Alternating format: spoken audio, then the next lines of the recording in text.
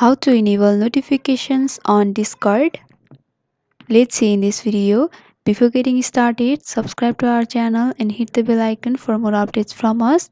Now let's begin. The first thing is you need to log into your Discord account on your browser, or you can also do this process on your mobile device. Once you log in, you'll be able to see the homepage of Discord. So in order to enable notification, you need to go through your settings. In order to go through the user settings, you have to click on the settings option in the left button and you'll be opened up to your account settings. In the left hand side, there are various options. Among them, you have to scroll down a little bit where you'll be able to see the notifications. Simply click on notification, and under the notification there is an option for enable desktop notification. Since we are looking for this notification, you have to simply turn on this and the notification will be turned on.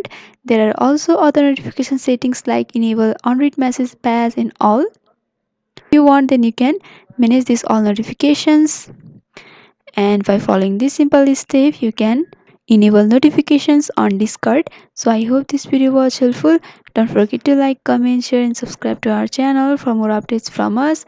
Thanks for watching.